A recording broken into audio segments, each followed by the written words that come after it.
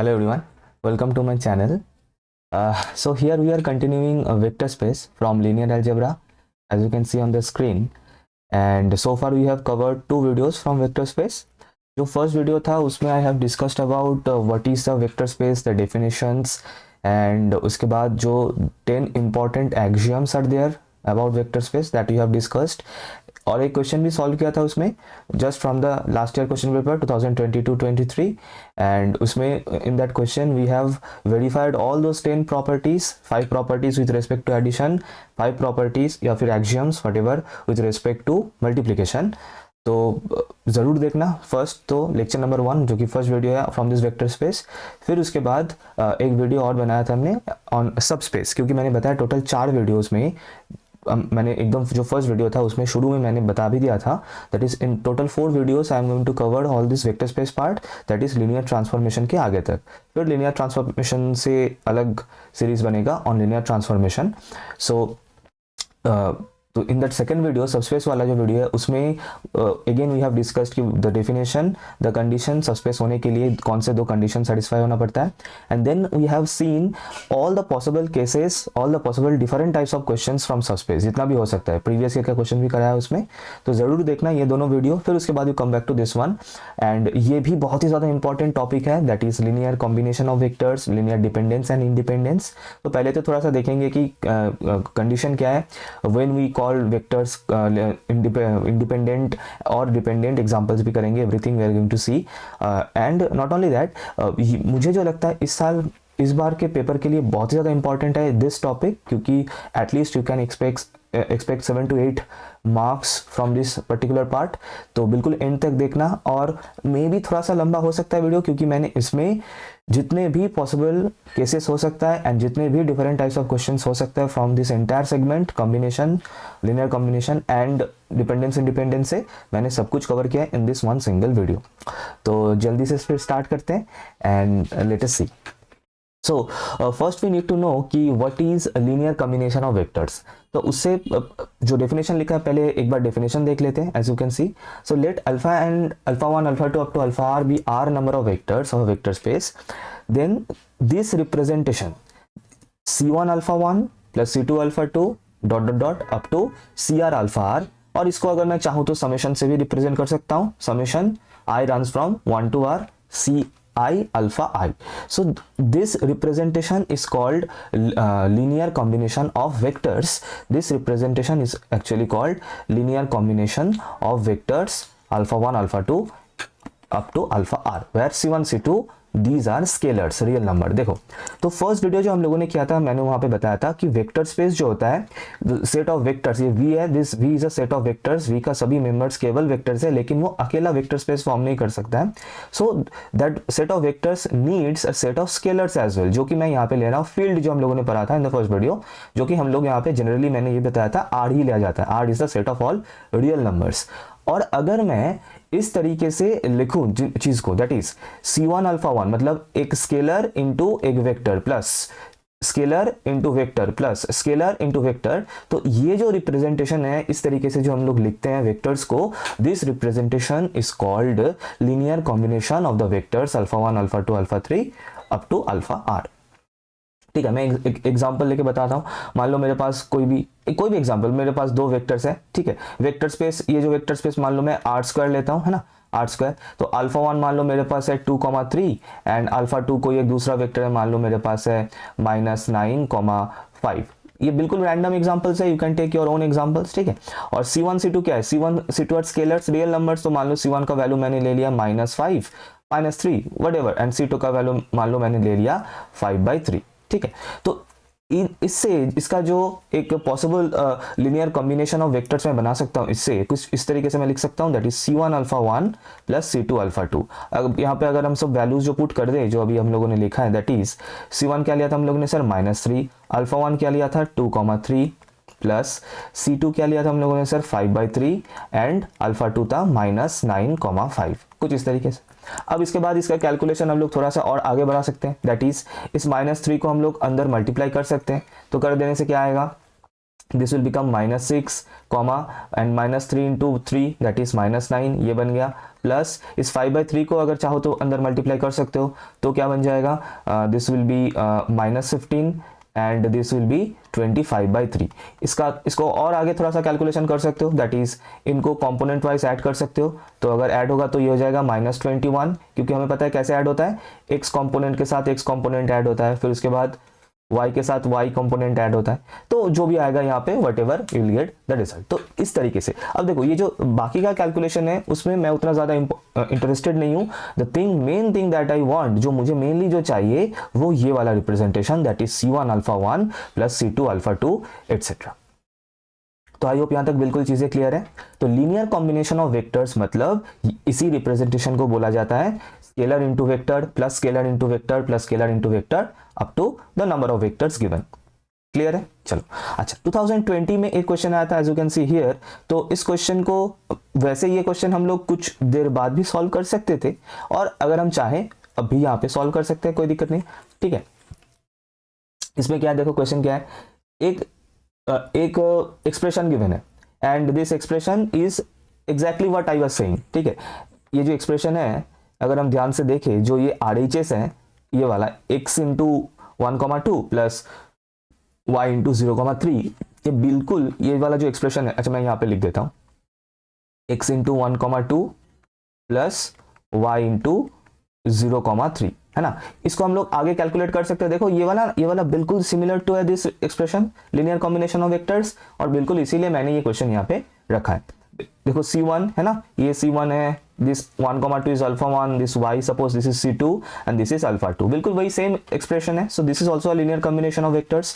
तो इसको अगर हम लोग सिमिलर तरीके से बिल्कुल कैलकुलेट करें जिस तरीके से हमने इसको कैलकुलेट किया था, तो क्या मिलेगा, देखो x अंदर मल्टीप्लाई हो जाएगा, तो x, 2x, वीडियो को पॉज करके खुद से कैलकुलेट कर लो and then you come back to this thing. y को मल्टीप्लाई करेंगे तो ये तो 0 होगा, 3y ये मिलेगा। अब वेक्टर का एडिशन होगा है ना, कंपोनेंट वाइज, सो x प्लस 0 तो ये x हो जाएगा, फिर 2x प्लस 3y हमें मिलेगा कुछ इस तरीके से। सही है, और दिस इज गिवन, क्वेश्चन में गिवन है कि ये इक्वल टू है किसके साथ, सर 3,1 के साथ ये इक्वल टू है, this is given in the question. हमें क्या करना है, we have to find the values of this unknowns, that is इस x एंड y का वैल्यूज हमें निकालना है। और ये तो छोटू सा वर्जन है, बिल्कुल एक छोटा सा एक्सप्रेशन है with only 2 vectors and with only like vectors from R square का यहाँ पे वेक्टर्स है ना। इसका जो बड़े भैया है ना, जो ग्रेटर वर्जन है दैट इज R³ के लिए विद 3 वेक्टर्स 4 वेक्टर्स हम लोग अभी इसी वीडियो में आगे सॉल्व करने वाले। बहुत सारा क्वेश्चंस मैंने यहाँ पे डाला है, बहुत इंटरेस्टिंग होने वाला है, राइट। तो चलो देखते हैं अब क्या करना है, सर सिंपली कंपैरिजन करना है ना।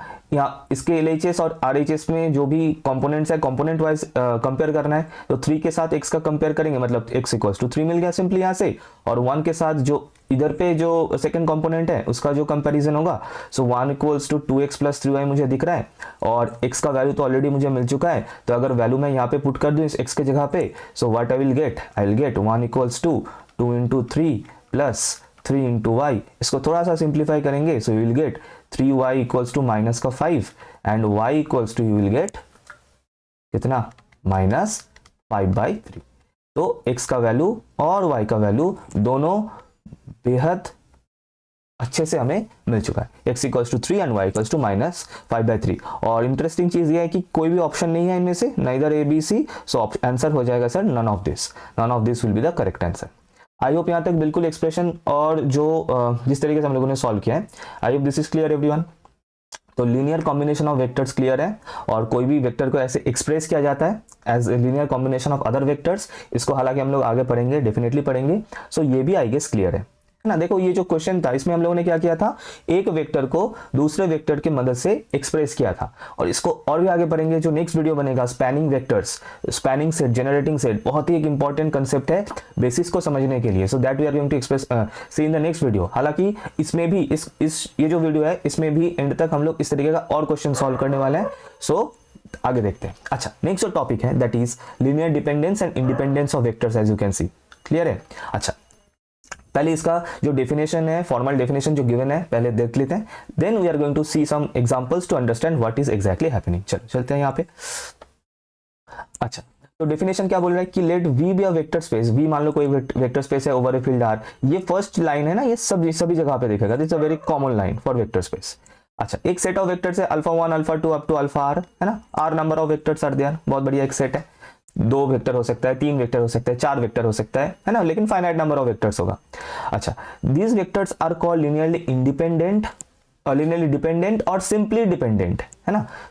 अगर एक्सप्रेशन में, क्वेश्चन में कहीं पे सिर्फ डिपेंडेंट वर्ड भी लिखा हुआ है ना, तब भी हमें समझना है कि वो लीनियरली डिपेंडेंट ही है, क्योंकि क्वाड्रेटिकली डिपेंडेंट या फिर क्यूबिकली डिपेंडेंट ये सब नहीं होता है, लीनियरली डिपेंडेंट ही हम लोग करते हैं, और वो लीनियरली वर्ड क्यों है वो भी मैं बताऊंगा, लेकिन let us complete the definition first, and that is if it is possible to get R number of scalars C1 C2 C3 up to CR in R such that at least one non-zero such that this expression is given, that is मैं बता देता हूं, मतलब जो main चीज है वो ये वाला एक्सप्रेशन है, that is C1 alpha 1 plus C2 alpha 2 up to CR alpha R equals to theta.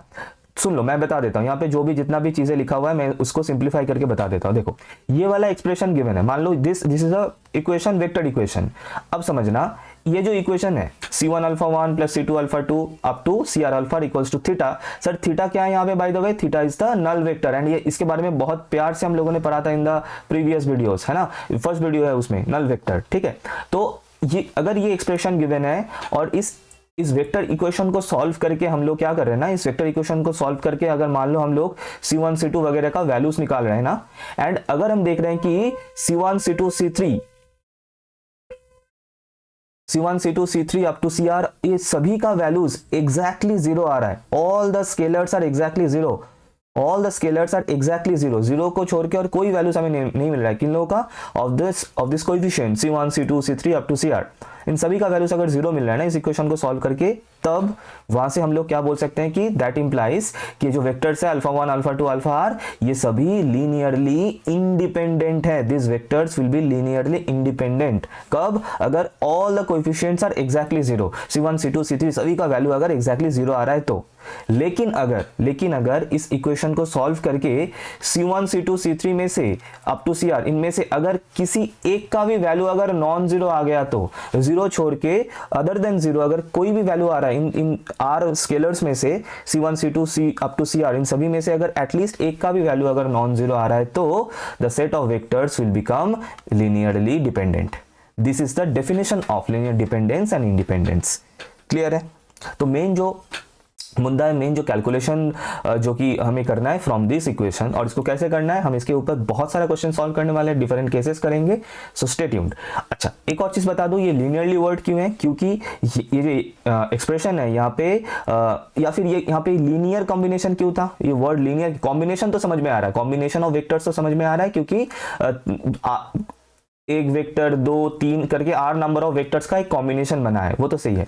क्यों लीनियर वर्ड क्यों है, लीनियर वर्ड इसीलिए है क्योंकि देखो एक बार भी मैंने यहाँ पे नहीं लिखा है कि C1 alpha 1 square, C2 alpha 2 cube, CR alpha to the power CR alpha R to the power 4, ऐसा नहीं है।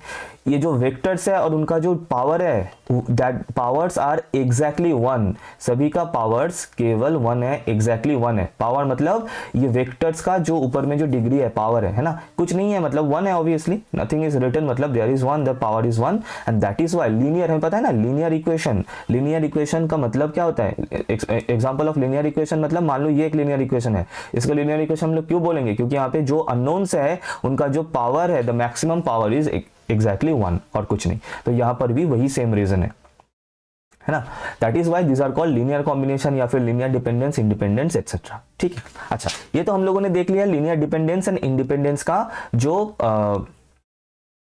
प्रॉपर डेफिनेशन है, फॉर्मल डेफिनेशन है वो। एग्जाम्पल सर कुछ मतलब एक एग्जांपल से अगर बता देते हैं। हाँ, एग्जांपल देखो, वैसे इस क्वेश्चन को अभी हम सॉल्व करने वाले हैं, we are going to solve this, but before that मैं थोड़ा सा बता दूं ये डिपेंडेंस इंडिपेंडेंस का चक्कर क्या है। देखो सपोज आई हैव, मतलब लीनियर डिपेंडेंस और इंडिपेंडेंस का मतलब, अच्छा इस पेज में नहीं करते, एक पेज में ऐड कर लेता हूं वरना ना यू विल गेट कंफ्यूज्ड। अच्छा मान लो कि एक वेक्टर है मेरे पास अल्फा 1 मान लो मेरे पास है सर 1 2 3, है ना। अच्छा एक दूसरा वेक्टर है अल्फा 2 मान लो वो है 2 4 6। सर क्या ये दोनों वेक्टर लीनियरली इंडिपेंडेंट डिपेंडेंट क्या है?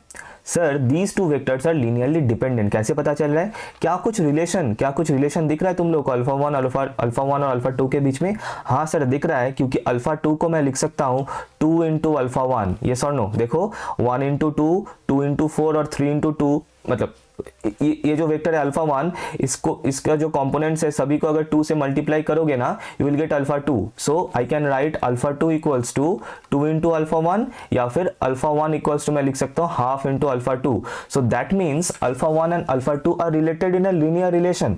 अल्फा वन और अल्फा टू के बीच में एक लीनियर रिलेशन बन रहा है। रिलेशन मतलब डिपेंडेंस इंडिपेंडेंस का ये जो रिलेशन मैं बार बार बता रहा हूँ, इसका मतलब कि अगर मैं एक वेक्टर को दूसरे वेक्टर के स्केलर मल्टीपल के फॉर्म में लिख सकता हूं, मतलब alpha two equals to some k into alpha one, where k is any scalar, any real number, अगर इस फॉर्मेट में लिख सकता हूं, that means alpha one and alpha two are linearly dependent upon each other, है ना? क्योंकि मैं एक वेक्टर को दूसरे वेक्टर की मदद से रिप्रेजेंट कर सकता हूं। I can make one vector out of the other one. मैं एक वेक्टर को दूसरे वेक्टर से रिप्रेजेंट कर सकता हूं, and that is where they are dependent upon each other. दोनों का अलग अलग सिग्निफिकेंस नहीं है, एक दूसरे से एक्सप्रेस हो सकता है, and that is why they are dependent. या फिर एक और एग्जांपल ऐसे भी हम लोग सोच सकते हैं कि मान लो कि एक वेक्टर है अल्फा वन है, मान लो 1 0 1, एक और वेक्टर है मान लो 0 1 1, सही है, और दूसरा एक और वेक्टर है मान लो अल्फा 3 1 1 2। क्या है, क्या इन ये जो तीनों वेक्टर मैंने यहाँ पे लिखा है सेकंड केस में, इस वाले केस में, इसके बारे में बताओ। ये अल्फा 1 अल्फा 2 अल्फा 3, क्या लगता है क्या है डिपेंडेंस इंडिपेंडेंस क्या है? हाँ सर ये भी डिपेंडेंट है। क्यों? क्योंकि मैं अल्फा 3 को लिख सकता हूँ अल्फा 1 प्लस अल्फा 2, यस और नो? देखो सिंपली इन दोनों को ऐड कर दो, अल्फा 3 मिल जाएगा। So again this vectors are linearly dependent. क्यों? क्योंकि मैं इन तीनों में से एक वेक्टर को दूसरे वेक्टर्स की मदद से रिप्रेजेंट कर सकता हूं। अब ये रिप्रेजेंट कर सकता हूं मतलब क्या है? मतलब यहाँ पे अल्फा 3 को, मतलब तीनों में से किसी एक को भी अगर मैं बाकी जो दो वेक्टर है उनके स्केलर मल्टीपल के फॉर्म में अगर मैं लिख सकता हूं कुछ इस तरीके से m into alpha 1 n into alpha 2, अगर मैं ये चीज कर सकता हूं, है ना, इन तीनों में से किसी भी एक को दूसरे बाकी दोनों की मदद से, then those vectors will be called linearly dependent vector. Those vector will be linearly dependent. और अगर मैं ऐसा नहीं कर सकता हूं, if I can not do this, then they will become linearly independent. Clear है? जैसे कि ये जो एग्जांपल था, अगर मैं सिर्फ और सिर्फ यहाँ पे 6 को चेंज करके अगर 5 कर देता तो ये मैं नहीं लिख सकता था, then alpha 2 is not equal to 2 alpha 1, and in that case these vectors will become linearly independent. बस और कुछ नहीं। डिपेंडेंट और इंडिपेंडेंट का मतलब यही है। I hope this is clear everyone, है ना? तो इस एग्जाम्पल से थोड़ा सा तो समझ में आया होगा, क्लियर हुआ होगा कि लीनियरली डिपेंडेंट एंड इंडिपेंडेंट का मतलब क्या है, कब we can call any two vectors dependent, कब इंडिपेंडेंट। आई होप ये क्लियर है। हाँ, लेकिन इस तरीके से तो हम कैसे हमेशा मान लो कि कुछ 3 से ज्यादा वेक्टर हो, कंपोनेंट ज्यादा हो, वेक्टर्स का जो एक्सप्रेशन मतलब जो कंपोनेंट्स गिवन है वो कुछ लार्ज नंबर्स हो, तो कुछ भी केसेस हो सकता है। So in that case how to handle all this things, तो उसके लिए ही डिफरेंट टाइप्स ऑफ क्वेश्चन मैंने इसमें डाला है, एक एक करके सभी को करेंगे। आई होप यहां तक बिल्कुल चीजें क्लियर है। तो आगे चलते हैं, चलो।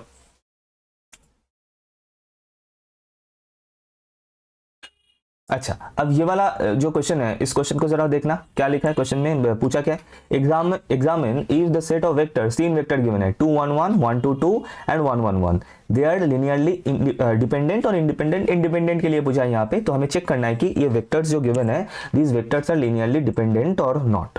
कैसे करें? देखो, अगर बोलोगे कि सर वो ढूंढना है ना रिलेशन, क्या मैं एक वेक्टर को दूसरे किन्हीं भी 2 वेक्टर्स को ऐड करके या फिर उनका कोई स्केलर मल्टीपल को ऐड करके बना सकता हूँ कि नहीं बना सकता हूँ? वो तो कर ही सकते हो, लेकिन टाइम लग जाएगा उसमें। कब तक ढूंढोगे? मान लो कि alpha 3 equals to 5/3 into alpha 1 plus 19/5 into alpha 2 करने से होगा, तो that will be a difficult one.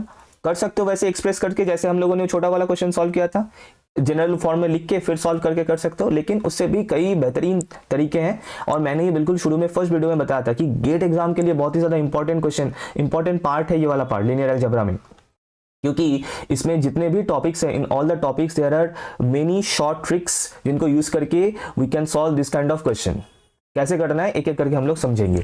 पहले तो इसको मैं बिल्कुल इसी तरीके से लिख के एक क्वेश्चन को करेंगे कि जिस तरीके से you have to do it in the paper. Semester में अगर क्वेश्चन आएगा तो कैसे करना है, देखो पहले तो वेक्टर्स को नाम दो, सॉल्यूशन में आ जाते हैं, ठीक है। Solution, let alpha 1 equals to 2 1 1,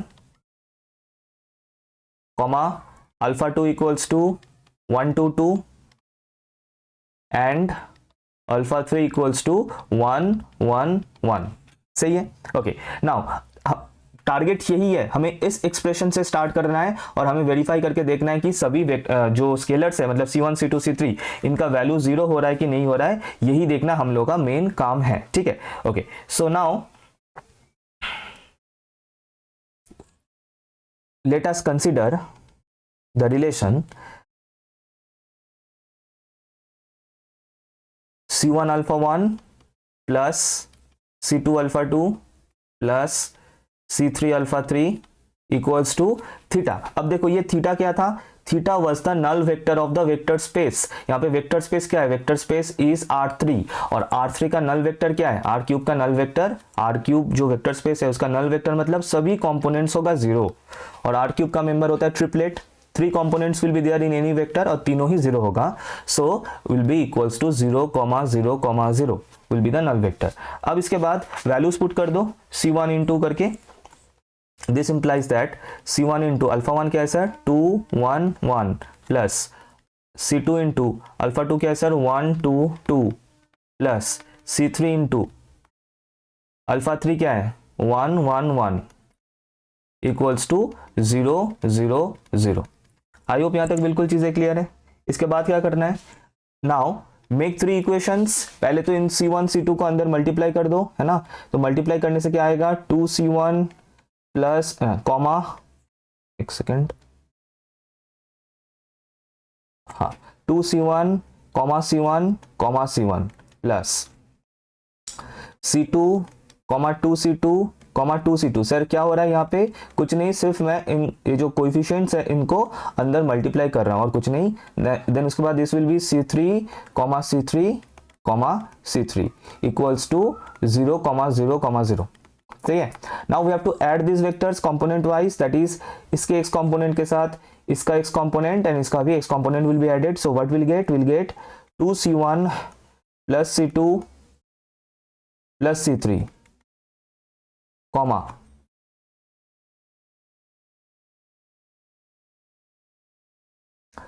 C1 plus 2C2 plus C3 comma C1 plus 2C2 comma C3 equals to 0 0 0। सही आ रहा है क्या? I hope it is correct. अच्छा, now we can compare both the sides, है ना। कंपेयरिंग LHS एंड RHS, तो हमें 3 इक्वेशंस मिलेगा। And what are the equations, you will get 2C1 plus C2 plus C3 equals to 0, then C1 plus 2C2 plus C3 equals to 0 and एक और C1 plus 2C2 plus C3 equals to 0। तो हम लोग का target क्या है, करना क्या है, we have to now solve these 3 equations। इनको सॉल्व करके हमें C1 C2 C3 इनका वैल्यूज निकालना और कुछ नहीं। लेकिन सॉल्व करने से पहले हमेशा do one thing and that is find the value of the coefficient determinant first. ये जो इक्वेशन सेट मिला है हमें, set of equation, set of linear equations, तो इसका जो कोएफिशिएंट डिटरमिनेंट है, कोएफिशिएंट डिटरमिनेंट क्या है, कोएफिशिएंट डिटरमिनेंट इज, कैसे लिखना है, 2 यहाँ तक C2 का कोएफिशिएंट है 1, C3 का कोएफिशिएंट 1, मतलब 2 1 1 फिर 1 2 1 एंड 1 2 1। ठीक है, इसका वैल्यू पहले चेक कर लो कि 0 हो रहा है नॉन 0 हो रहा है। देखो, तो अगर इस डिटरमिनेंट का वैल्यू हम लोग देखें तो इसका वैल्यू 0 होगा। देख के पता चल रहा है कैसे सर, क्योंकि row 2 and row 3 are identical. और एक प्रॉपर्टी हम लोगों ने देखा था इन डिटरमिनेंट का video is already there on the channel, link दिख रहा होगा कहीं पे आई बटन पे और डिस्क्रिप्शन में भी है प्लेलिस्ट का लिंक। सो इफ 2 रो या फिर 2 columns are exactly identical of in determinant, तो उसका वैल्यू होता है एग्जैक्टली इक्वल टू 0। अच्छा, तो अब इसके बाद जो मेन फंडा है that is, if you remember the Cramer's rule का video भी already is there in the channel। तो क्रैमर्स रूल में भी हम लोग ये देखते थे कि कोएफिशिएंट डिटरमिनेंट जीरो हो रहा है नॉन जीरो, क्योंकि इसके ऊपर पूरा सॉल्यूशन का जो भी आगे का कैलकुलेशंस होगा that will depend upon this. So and we know कि if the coefficient determinant is zero that means these vectors will become linearly dependent. These vectors will become linearly dependent. क्योंकि देखो इसको अगर हम लोग देखें ना, if we see कि these three equations, तो इनमें से only two equations are independent. बाकी ये मतलब लास्ट का ये दोनों जो इक्वेशन है, this one second equation and third equation, they are identical. तो मतलब कुल मिला के हमारे पास दो ही इक्वेशन है, only two equation, that is first one and the second one. Right, or unknowns are 3 and equations are 2, so we'll get infinite number of solutions that we know. But the point is, देखो हम लोग का target क्या था, हम लोग का target यही था कि इनको सॉल्व करके, मतलब ये जो सेट ऑफ इक्वेशन हमें मिला है इनको सॉल्व करके C1 C2 C3 का वैल्यू देखना कितना वैल्यू आ रहा है, और वो भी क्या कि एग्जैक्टली इक्वल्स टू जीरो मिलना चाहिए, तीनों का value exactly equal to zero मिलना चाहिए, तब जाके ये जो वेक्टर्स होगा that will be linearly independent. और अगर ऐसा नहीं हो रहा है, जीरो नहीं हो रहा है, तीनों का वैल्यू ही एग्जैक्टली जीरो नहीं हो रहा है, तो the vector set will become linearly dependent. ठीक है, तो इसको करने के लिए मतलब आसान तरीका यही है कि अगर the coefficient determinant is equals to zero, you are getting the coefficient determinant is equals to zero. बस यहां से ही इतना क्लियर है कि the vectors are therefore the vectors are linearly dependent. Therefore the vectors are linearly dependent. Vectors are linearly dependent. मैंने short form में लिख दिया LD, मतलब लीनियरली डिपेंडेंट, क्योंकि इसका आगे का कैलकुलेशन हम तभी करते, मतलब इसको सॉल्व करके C1 C2 C3 का वैल्यू सब निकालते कब, उसके लिए पहले तो कोएफिशिएंट डिटरमिनेंट को नॉन जीरो होना पड़ता, तब जाके हम लोग आगे का कैलकुलेशन करते. But here we are getting linearly the coefficient determinant is exactly equal to zero, which will imply कि the vectors are linearly dependent. आगे का calculations that is the values of C1 C2 C3 निकालने का कोई जरूरत है नहीं इसमें, विल नॉट डू दैट.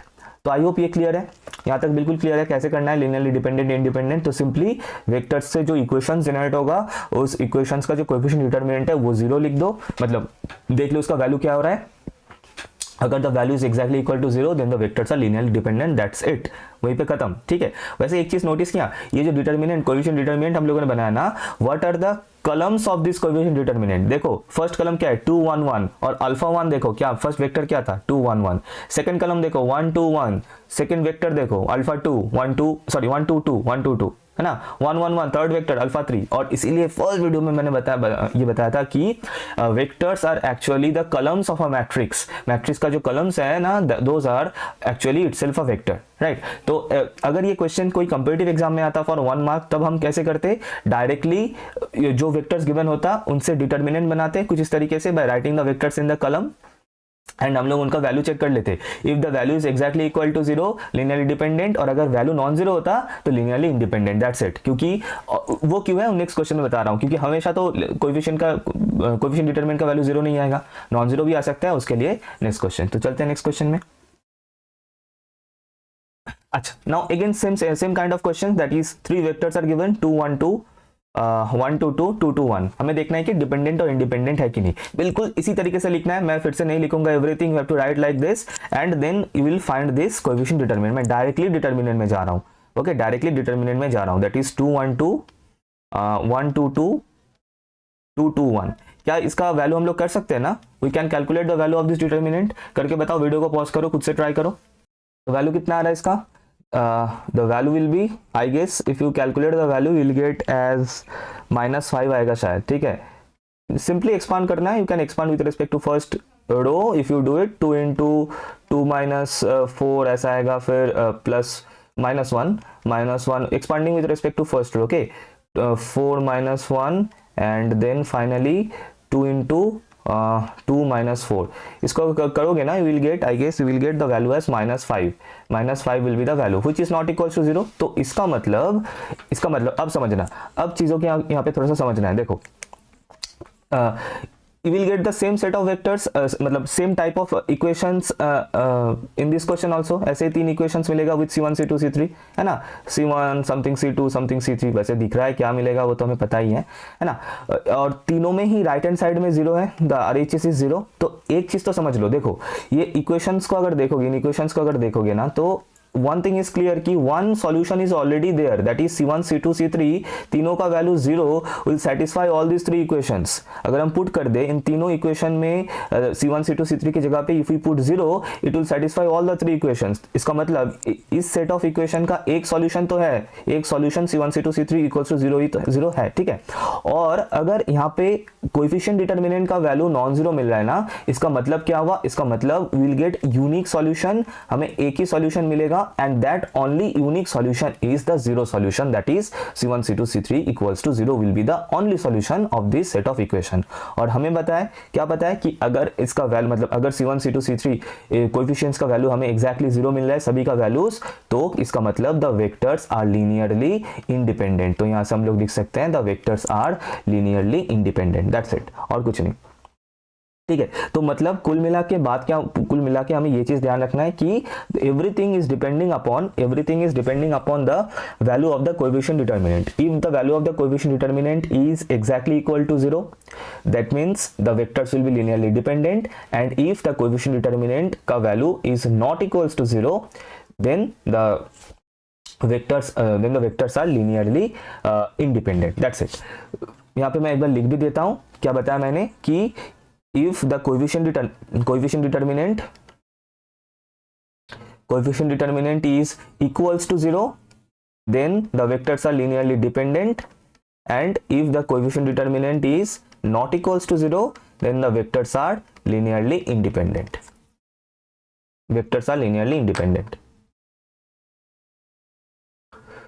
ठीक है। एक चीज और अब यहाँ पे ये भी है कि सर ये तो देखो डिटर्मिनेंट हम लोग केवल सिर्फ और सिर्फ स्क्वायर मैट्रिक्स का ही हम लोग कर सकते हैं, that is number of rows is equals to number of columns, जो कि यहाँ पे पॉसिबल है क्योंकि वेक्टर स्पेस जो है वो R3 और उसका जो वेक्टर्स होता है हमें पता है उनमें 3 कंपोनेंट्स आर देयर, जैसे कि ये था 2 1 2 1 2 2 etcetera, and number of vectors is also 3, ठीक है।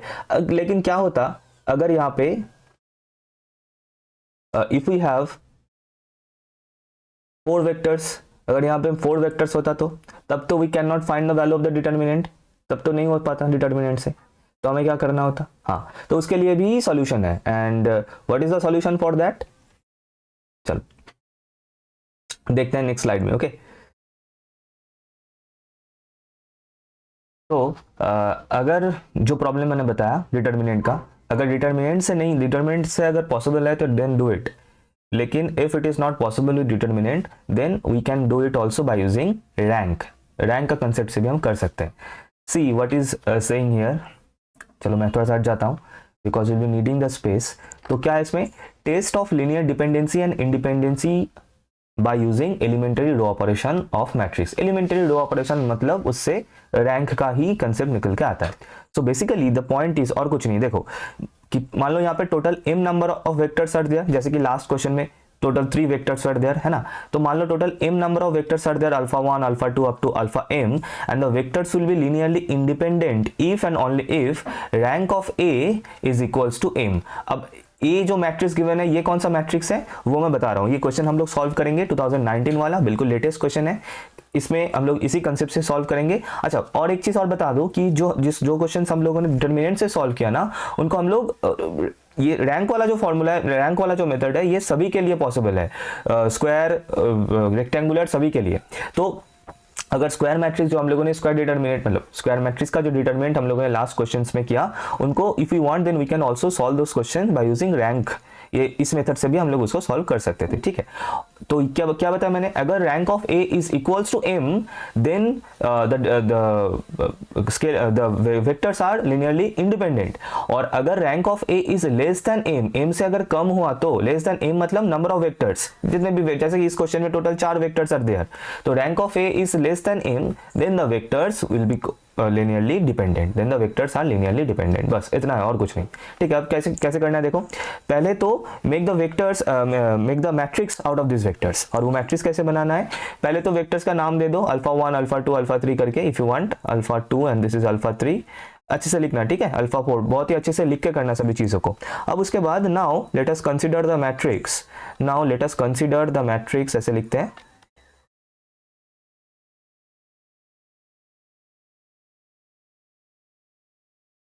Bye the way happy new year everyone. A equals to, है ना, वैसे ठीक है, न्यू ईयर है और अच्छे से करना सब कुछ, नया शुरुआत है। अच्छा, सो कैसे बनाना है मैट्रिक्स को, देखो सिंपली कुछ नहीं करना है, जितने भी वेक्टर्स गिवन है उन वेक्टर्स को सिंपली रो में लिख देना है, row wise according to the row लिख देना है, ठीक है। तो 1 0 1 1 1 0 1 -1 1 1 2 -3, बस ये बन गया हम लोग का मैट्रिक्स। अब ये तो मतलब नंबर ऑफ वेक्टर्स जितना होगा उस तरीके से होगा, जैसे कि अगर 3 वेक्टर्स होता तो एक 3x3 स्क्वायर मैट्रिक्स हमें मिलता, यहाँ पे we are getting 4x3 matrix, तो that will depend upon the number of vectors. अब क्या करना है सर, अब सिंपली रैंक निकालना है, we have to find the rank of this matrix. And rank का क्वेश्चन हम लोगों ने बहुत सारा किया है, रैंक के ऊपर video is already there in the channel, link मिल जाएगा आई बटन पे, कहीं पे दिख रहा होगा इधर उधर, तो जरूर देख लेना। और अगर पता है वीडियो को पॉज करो, खुद से निकालो रैंक, एलिमेंट्री रो ऑपरेशंस देखे, है ना। क्या करना है हमें, इसको रिड्यूस करके, इस मैट्रिक्स को रिड्यूस करके हमें इसका रो एशेलॉन फॉर्म निकालना है। तो उसके लिए पहले मतलब टारगेट क्या है, थोड़ा सा इन चेंज कर लेते हैं ना, तो टारगेट क्या है कि वो जो फर्स्ट रो से स्टार्ट करना है और देखना है कि फर्स्ट रो में फर्स्ट नॉन जीरो एलिमेंट कौन सा सॉरी कौन सा है, वो है this is 1, this is our key element, और इसके रिस्पेक्ट में इसके नीचे देखूंगा तो सभी को जीरो करना है, मतलब इस 1 को जीरो करना है, इस 1 को भी जीरो करना है, इस 1 को भी जीरो करना है। तो अकॉर्डिंगली हमें ऑपरेशन देना है। तो ऑपरेशन क्या होगा सर, ऑपरेशन होगा R2 डैश, मतलब नया जो R2 बनेगा, नया जो रो सेकेंड रो बनेगा, रो 2, दैट इज पुराना R2 माइनस पुराना R1, R2 माइनस R1, क्योंकि क्या बताया था, इस 1 के रेस्पेक्ट में जीरो करना है, एलिमेंट्री दो ऑपरेशन देके कैसे होगा, तो 1 माइनस 1 करने से ही होगा। एक ही बार में ना सभी ऑपरेशंस दे दो, R3 डैश भी सेम बनेगा, R3 minus R1, and R4 dash भी सेम बनेगा, that is R4 minus R1। तो अगर ये ऑपरेशंस को मैं अप्लाई कर दूंगा ना सभी रोज के ऊपर, तो क्या मिलेगा, चलो देख लेते हैं। फर्स्ट रो जो है ना that will be same as it was 1 0 1, second row में चेंजेस आएगा, दैट इज 1 माइनस 1 0 होगा, 1 माइनस 0 ये तो 1 रहेगा, फिर 0 माइनस 1 तो -1 बनेगा, फिर उसके बाद 1 माइनस 1 तो 0 होगा ये definitely, then -1 minus 0 that will be -1, and 1 minus 1 so 0, देन उसके बाद फिर 1 माइनस 1 0, देखो और कुछ लाइक करोगे या नहीं करोगे, रैंक जरूर करके जाना, 2 minus 0 2 and -3 minus 1 that is -4, this will be the thing I guess, yes ठीक है। चलो इसके बाद आगे बढ़ते हैं आगे करते हैं। अब उसके बाद क्या करना है, तो फर्स्ट रो के लिए कम तो हो गया, फर्स्ट रो का जितना भी जो कुछ करना था we have done it. Now let us move to the second row number 2 पे चलते हैं, एंड रो नंबर 2 पे फर्स्ट नॉन जीरो एलिमेंट क्या है, लेफ्ट हैंड साइड से देखते हैं ना, ये तो नॉन जीरो नहीं है, तो this is the first non zero element, तो this is my pivoting element. अब इसके नीचे मुझे जीरो दिखना चाहिए, मतलब इसको इस -1 को जीरो बनाना है और इस 2 को भी हमें जीरो बनाना है, राइट। तो ऑपरेशन अकॉर्डिंगली देना है, तो ऑपरेशन क्या देंगे, सो R3 डैश इक्वल्स टू, मतलब नया जो रो 3 बनेगा दैट इज पुराना R3 के साथ सिर्फ ऐड कर देना है, प्लस R2 कर देंगे, है ना। इस -1 को जीरो करना है, -1 को जीरो करेंगे विद रिस्पेक्ट टू दिस 1, कैसे करना है, सिर्फ ऐड कर देने से जीरो हो जाएगा, एंड इस 2 को जीरो करना है, तो R4 डैश के लिए ऑपरेशन होगा, सॉरी ये क्या लिख दिया मैंने, R4 डैश, हाँ R3 माइनस 2R2, बहुत बढ़िया। अच्छा तो क्या आ जाएगा, देखो फर्स्ट रो में कोई चेंजेस नहीं है, फर्स्ट रो को कॉपी पेस्ट कर लो, R2 डैश भी नहीं दिख रहा है, मतलब सेकंड रो में भी कोई चेंजेस नहीं है, सेकंड रो को भी कॉपी पेस्ट कर दिया, थर्ड रो से चेंजेस स्टार्ट होगा, सो दिस विल बी 0, दिस will be 0 and this will B, क्या किया था हम लोग ने, ऐड किया था, तो -1 होगा ये, and this will be 0 and this will be 0 and this will B, add किया था हम लोगों ने, अच्छा -4 माइनस 2 इंटू -1, मतलब -4 + 1 मतलब ये हो जाएगा -2, ठीक है। तो सेकंड रो के लिए डन है, सेकंड रो का काम हो चुका खत्म। अब चलते हैं थर्ड रो में, और थर्ड रो में रो नंबर 3 में अगर हम लेफ्ट हैंड साइड से देखें तो फर्स्ट नॉन जीरो एलिमेंट हमें मिल रहा है दिस -1, तो this is our key element. अब इसके नीचे हमें जीरो दिखना चाहिए, तो इस -2 को हमें जीरो करना विद रिस्पेक्ट टू दिस -1, तो उसके लिए जो भी ऑपरेशन चाहिए ऑपरेशन देना है। सर ऑपरेशन क्या, वैसे ऑपरेशन चलेगा कि R4 डैश इक्वल्स टू, ऊपर भी लिख सकते थे, पता नहीं मैंने क्यों नीचे लिखा, R4 dash equals to R4 क्या करना है, -2 इंटू R3, -2 इंटू R3, है ना, यही ऑपरेशन देना है। इसको अगर दोगे तो फर्स्ट रो में कोई चेंजेस नहीं है, कॉपी पेस्ट, सेकेंड रो में कोई चेंजेस नहीं है, कॉपी पेस्ट, थर्ड रो भी Ctrl+C Ctrl+V, and finally this will be 0, entirely 0, ठीक है। तो इसका मतलब this is your row reduced echelon form, row reduced, जगह नहीं है ना, एशेलॉन फॉर्म, ये हम लोग का रो रिड्यूस्ड एशेलॉन फॉर्म आ चुका है। अब देखना इसका रैंक, सर इसका रैंक कितना हो रहा है, इसका रैंक हो रहा है, कैसे रैंक पता करें कि रो रिड्यूस्ड एशेलॉन फॉर्म में जितना भी number of non zero rows है उतना, that is the rank. So this is a non zero row, yes sir, all the elements, not all the elements are zero, this is also a non zero row, second row भी non zero है, बहुत बढ़िया, and third row is also a non zero row, लेकिन fourth row this is a zero row, सभी element zero है, इसका मतलब number of non zero रोज कितना sir, 3, number of non-zero rows is equals to 3, that means therefore rank of A is equals to 3। ठीक है, अब इसके बाद क्या देखना था कि ये रैंक ऑफ ए, यहां तक तो हो गया, LHS तो डन है, रैंक ऑफ ए एम के साथ इक्वल है या फिर एम से लेस है, that we have to check. M क्या है sir, m is the number of vectors, तो इस ये जो क्वेश्चन है यहाँ पे एम का वैल्यू है 4, नंबर ऑफ वेक्टर्स है 4, एंड ये जो 3 है that is less then 4, that is less then 4, that is number of vectors, right. So therefore क्या बताया था कि अगर ये हो रहा है कि लेस देन हो रहा है तो the vectors are linearly dependent, so therefore the vectors are linearly dependent, vectors are linearly dependent। I hope यहां तक बिल्कुल चीजें क्लियर है एवरीवन, कोई दिक्कत नहीं है, एनी प्रॉब्लम।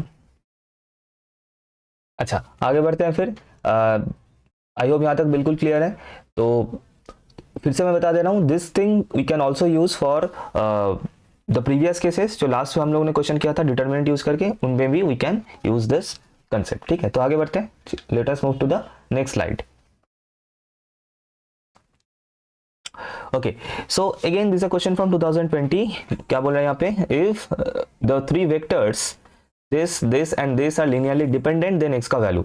देखो जैसे ही मिल रहा है ना, जैसे ही दिख रहा है कि डिटरमिनेंट से हम लोग कर सकते हैं ना, डिटरमिनेंट से कर लो, और इस तरीके का क्वेश्चन ऐसे ही देगा क्वेश्चन में, so that you can use the concept of determinant से हो जाएगा, क्योंकि you have only 3 vectors here and components भी 3 है, तो जो कोएफिशिएंट डिटरमिनेंट बनेगा डेफिनेटली हम बना सकते हैं इसमें से। कोएफिशिएंट डिटरमिनेंट कैसे बनाया था, कोएफिशिएंट डिटरमिनेंट क्या बताया था मैंने, वेक्टर्स को लिख दो क्या पे, अकॉर्डिंग टू द कलम में लिखना है, वेक्टर्स को कॉलम में लिखना है, वैसे चाहो तो रो में भी लिख सकते हो and you will get the same result, क्योंकि देखो डिटरमिनेंट चैप्टर में मैंने ये बताया था, क्या बताया था कि determinant of any matrix, determinant of A is equals to determinant of A transpose. तो अगर हम लोग ट्रांसपोज मतलब कोई भी मैट्रिक्स का ट्रांसपोज का डिटरमिनेंट का वैल्यू निकाले या फिर उसका डायरेक्ट वैल्यू निकाले, हमें डिटरमिनेंट का वैल्यू तो सेम ही मिलेगा।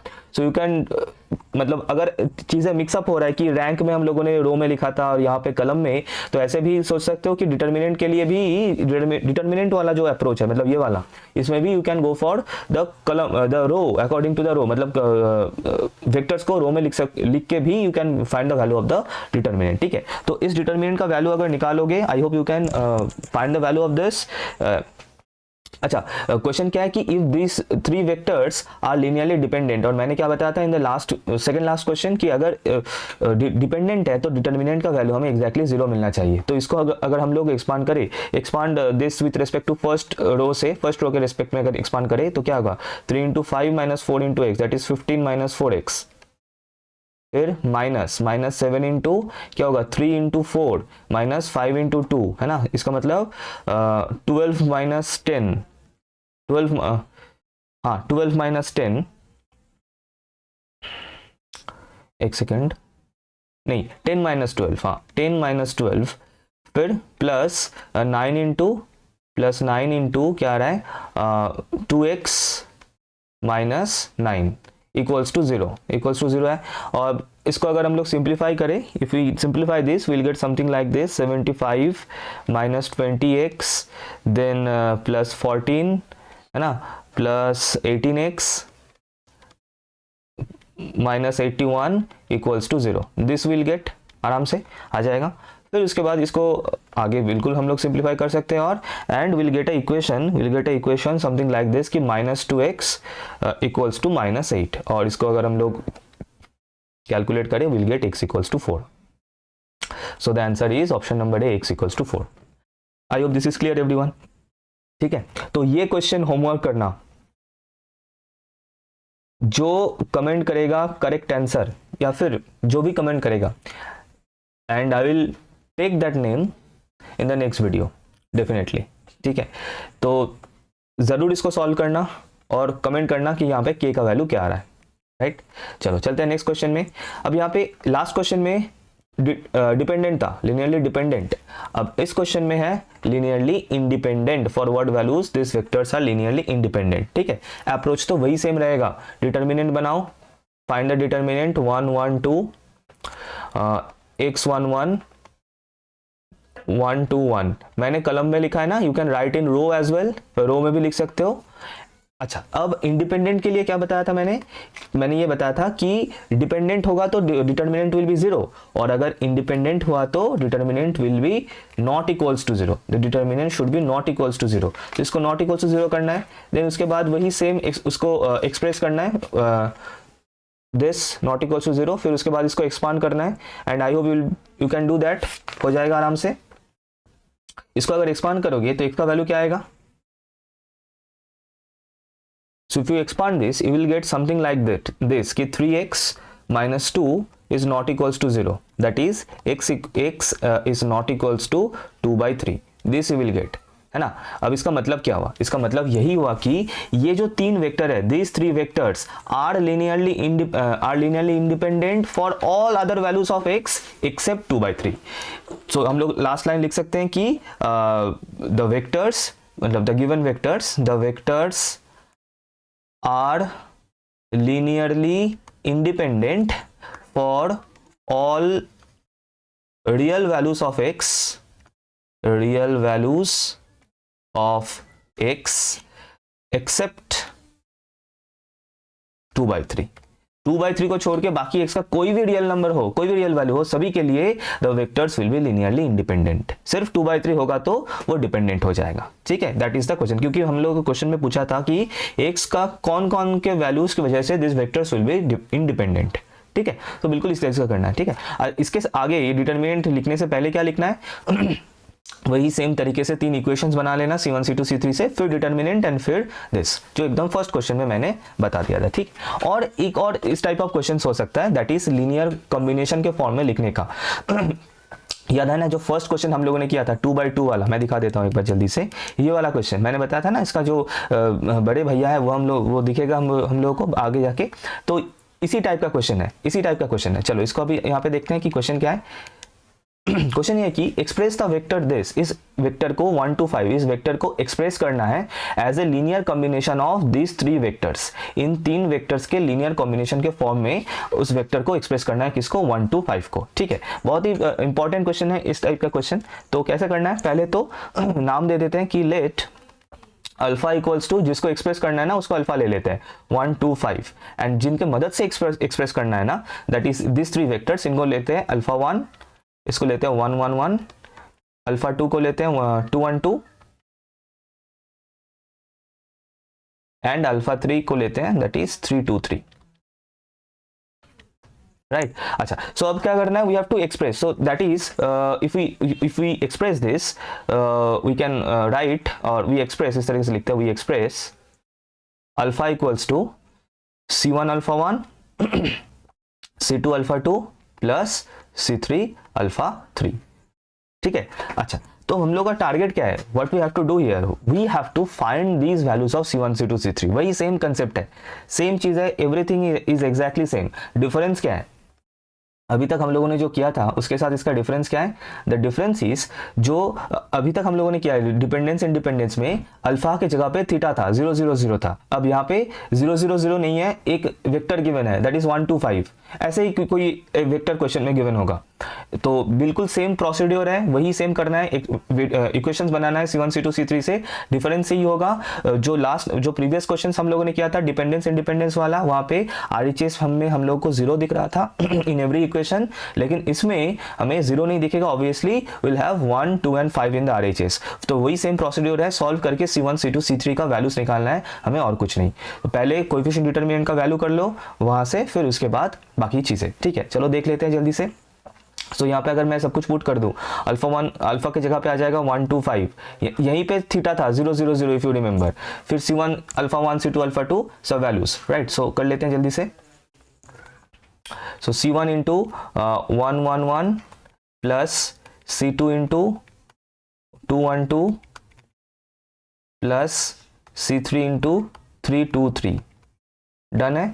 अब इसके बाद वही सेम फिर से 3 इक्वेशन हम लोग बना सकते हैं यहाँ से, डायरेक्टली लिख देता हूँ मैं। तो क्या आ जाएगा C1 plus 2C2 plus 3C3, कैसे किया मैंने, C1 into this plus C2 into this plus C3 into this, ये मेरा फर्स्ट कंपोनेंट बन गया, कॉमा। फिर second component C1 into 1 that is C1 plus C2 plus 2C3 सही है। अच्छा इसको थोड़ा सा क्लीन कर दूं, चलो ठीक है। फिर इसके बाद नेक्स्ट लास्ट वाला component C1 plus 2C2 plus 3C3, ठीक है। और LHS में क्या है सर, 1 to 5। अभी वही कंपोनेंट वाइज करना है, कंपेयर करके हमें 3 इक्वेशंस मिल जाएगा and the equations will be C1 plus 2C2 plus 3C3 equals to 1। फिर उसके बाद C1 plus C2 plus 2C3 equals to 2 and C1 plus 2C2 plus 3C3 equals to 5, बस यहाँ तक। अच्छा अब सॉल्व करके C1 C2 C3 का वैल्यूज निकालना है, लेकिन उसके पहले सॉल्व करने से पहले कोएफिशिएंट डिटरमिनेंट का वैल्यू जरूर निकाल लो, ऑलवेज डू दिस, इसको कर लेना, ठीक है, क्योंकि इससे आधा काम खत्म हो जाता है। तो इससे अगर करोगे कोएफिशिएंट डिटरमिनेंट का वैल्यू निकालोगे 2 1 2 एंड क्या रहा है 3 2 3, ओके। तो इसका वैल्यू क्या आएगा, इसका वैल्यू करने से पहले एक आधी ऑपरेशंस कर लेते हैं, है ना, क्योंकि हमें पता है हम लोग डिटरमिनेंट का वैल्यूज निकालने के लिए भी एलिमेंट्री रो ऑपरेशंस यूज कर सकते हैं, ऑब्वियसली कर सकते हैं। And so if we apply this operation that is C3 dash equals to C3 minus C2, एक ऑपरेशन करते हैं, ठीक है। C1 में कोई चेंजेस नहीं है, C2 में कोई चेंजेस नहीं है, सिर्फ C3 में चेंजेस है, तो C3 क्या बनेगा 1 1 1। इसका मतलब C1 एंड C3 आइडेंटिकल बन रहा है। हमें पता है कोई भी डिटरमिनेंट का कोई भी 2 रो या फिर 2 कॉलम अगर आइडेंटिकल है तो उसका वैल्यू है 0। और अगर बस यहीं पे खत्म, दैट इज अगर डिटरमिनेंट का वैल्यू 0 है तो इसका मतलब यही से पता चल जाता है कि वी कैन नॉट एक्सप्रेस, तो मतलब इसको हम लोग एक्सप्रेस कर पाते, मतलब यहाँ से इसको सॉल्व करके C1 C2 C3 का यूनिक वैल्यूज हम लोग निकाल पाते अगर this value is not equals to 0 होता तो। लेकिन since this is equals to 0 so therefore we can not find unique values of C1 C2 C3। C1 C2 C3 का यूनिक वैल्यूज हमें नहीं मिलेगा, we can not find unique values, ठीक है, नहीं मिलेगा। So therefore our final answer is कि therefore the vector 1 2 5 1 2 5 cannot be expressed, not be expressed as a linear combination of the vectors alpha 1 alpha 2 alpha 3, that's it, that is it, और कुछ नहीं, खत्म, tata bye bye, क्या, ठीक है। अच्छा same type of question है लेकिन इसमें शायद एक्सप्रेस हो जाएगा, है ना, इसमें शायद हो जाएगा, वही सेम प्रोसीड्योर है, करना है, अच्छे से कर लेना। मैं इसको होमवर्क के लिए छोड़ रहा हूँ, सेम तरीके से करोगे, you have to do in this same way. Determinant का वैल्यू निकाल लेना और इसमें नॉन जीरो आ जाएगा डिटरमिनेंट का वैल्यू। सो उसके बाद 3 इक्वेशंस को सॉल्व करके C1 C2 C3 का वैल्यू निकालना, ठीक है। मतलब जो एक्सप्रेशन आएगा, एक बार मैं लिख देता हूं वैसे, -1 2 4 equals to C1 into -1 2 0 plus C2 into 0 -1 1 plus C3 into 3 -4 2। इसको अगर वही सेम तरीके से सॉल्व करना है, इसको सॉल्व करोगे तो वैल्यूज जो आएगा मैं बता देता हूँ। C1 C2 C3 का C1 का वैल्यू आएगा 4, C2 का वैल्यू आएगा 2 एंड C3 का वैल्यू आएगा 1, दैट्स इट। तो ये कर लेना होमवर्क और बताना ये हुआ कि नहीं हुआ। अगर नहीं होगा तो ज़रूर कमेंट करना, then we can cover it in the next video में, ज़रूर बता दूंगा एक इसको सॉल्व करके, ठीक है। तो आई होप यहाँ तक बिल्कुल चीज़ें क्लियर है, राइट। तो इस वीडियो के लिए मैं इतना ही रख रहा हूँ। Linear combination and linear dependence independence से जितना भी डिफरेंट टाइप्स ऑफ क्वेश्चंस हो सकता है, I have covered all the different types of questions, इसके बाहर और कुछ नहीं है। इसके बाद आगे हम लोग जो नेक्स्ट वीडियो करेंगे उसमें we are going to cover basis and dimension, उसके साथ साथ जनरेटिंग सेट में हो जाएगा। सो इस वीडियो के लिए इतना ही, थैंक यू एवरीवन, मिलते हैं नेक्स्ट वीडियो में।